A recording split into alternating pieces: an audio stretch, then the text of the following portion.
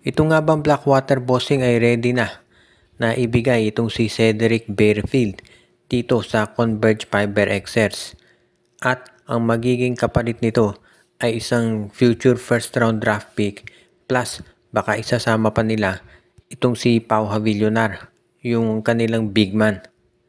May mga magsasabi na parang malulugi dito itong Blackwater Bossing kung sakaling si Pau Havillonar at isang first round draft pick lang ang ibibigay nila kapalit ni Cedric Barefield. Ang problema kasi itong si Barefield baka naman walang intensyon na manatili dito sa Blackwater Bossing. So ibig niya sabihin, kung aalis din lang itong si Barefield, mas mabuti na ito'y i-trade ng Blackwater para kahit papano meron silang makukuha na kapalit. Kaysa naman hayaan nila si Barefield na umalis nang wala silang nakukuha. Katulad nung nangyari dito sa TNT nung umalis si Mikey Williams, ang tagal wala silang nakuha. Kaya nga mas maganda kung si Barefield talaga ay ayaw na sa Blackwater. Mas mabuti pa na i-trade na lang siya dito sa Converge kapalit ni Pau Havillonar plus isang future first round draft pick. Pag ganyan ang ginawa ng Converge kahit papano or magiging maganda ang resulta nito para sa Blackwater. Sa Converge syempre kung makukuha nila si Cedric Barefield, ang laking bagay niyan talaga. Ibig sabihin pwede na silang mag-goodbye dito kay Mikey Williams. Hindi na nila kailangan pambigyan ng contract si Mikey, lalo na kung si Cedric Barefield din makukuha nila. Parang Mikey Williams ang laro nito, mas bata pa at wala yung problema pagdating sa kontrata. Kaya sigurado daw magiging mas maganda ito para dito sa Converge Fiber Xers. At ito ang magsasabi talaga o magiging senyales na isa silang magiging legitimate na title contender kung makuha nila itong si Cedric Barefield. Dahil alam natin ito parang franchise player. Yan yung tipong magbibigay ng kampiyonato talaga. Ayon dito sa mga nanonood ng mga tune-up games ng San Miguel ay nagiging very impressive itong si Chris Miller, yung kanilang rookie. At ito nga ba isang senyales na dapat nang kabahan yung ibang teams pagdating dito. Alam natin ito si Chris Miller ay kinukonsidera ng marami na baka maging steal of the draft dahil kilala daw ito bilang isang scorer.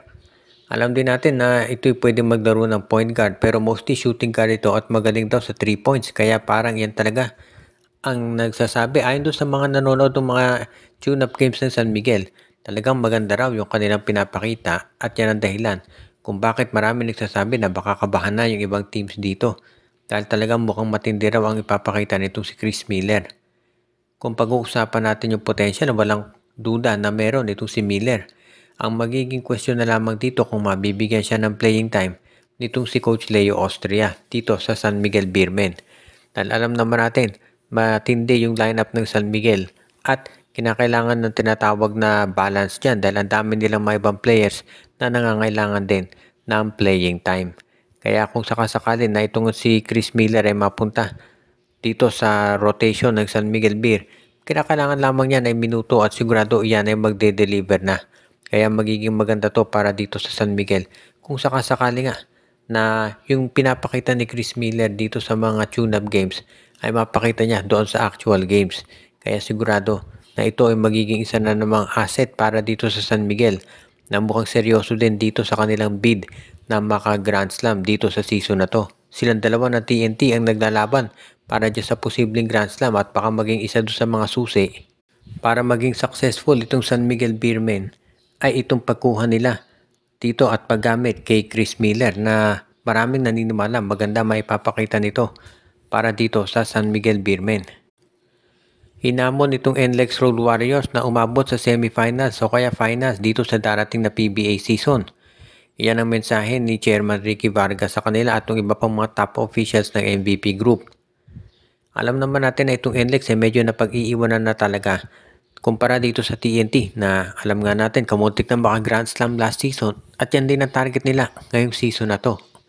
At syempre ang Meralco Pulse nananalo na rin ng Philippine Cup Championship. So itong NLEX talaga ay napag-iwanan.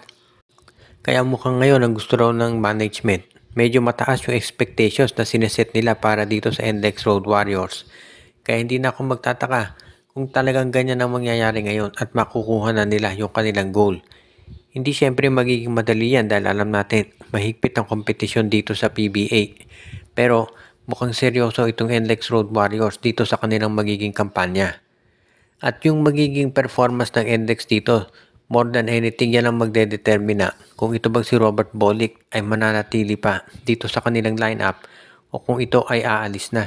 Dahil alam naman natin, itong si Robert Bolick ang gusto niyan talaga ay maglaro para sa isang championship team.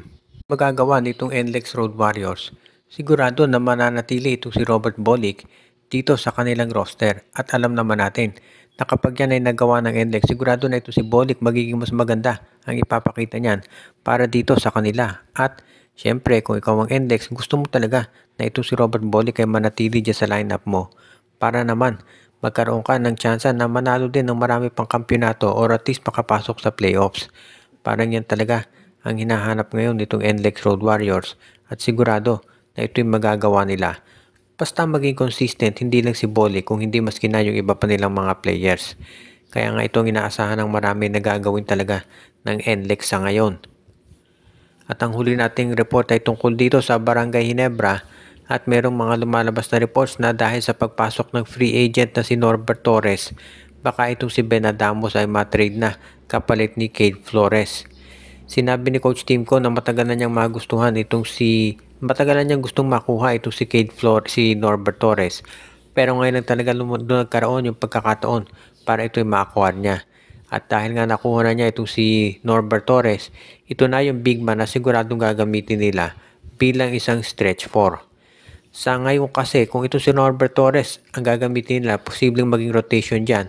Si Chapet Aguilar, si Isaac Ako sa center, pagkatapos itong si Norbert Torres at si Troy Rosario dito sa power forward nila. Si Rosario at si Torres parehong 3-point shooter yan. So magiging mas maganda yung perimeter game nitong Barangay Ginebra. At dyan mo na rin makikita na mukhang wala nang lugar talaga dyan itong si Ben Adamos. Kaya nga malamang ito i-trade na talaga ng Barangay Ginebra dito sa Pure Blends kapalit ni Norbert Torres. Kapalit ni Cade Flores. Kung sakasakaling gawin niya ng Ginebra, magiging mas maganda resulta nito para sa kanila. Si Ben Adamos, of course, pwede naman niya magamit talaga ng Pure Blends, pero ito si Flores, magiging isa yan doon sa mga top centers ng Barangay Ginebra. Kaya nga sa tingin ng karamihan, yung pag-acquire ng Ginebra dito kay Norbert Torres ay magiging isa doon sa mga dahilan para si Ben Adamos ay matrade. If ever naman na matuloy talaga to, sa tingin ko magiging magandang senyales to sa Barangay Ginebra na magkakaroon na sila ng balance dito sa kanilang roster. Kaya naman magiging good news talaga to para dito sa Gene Kings if ever matuloy nga yan. Kaya sa ngayon, bukod sa pag-acquire sa mga players sa pamamagitan ng trade, yung free agency talaga, diyan kukuha ngayon ng mga top players ang Barangay Ginebra.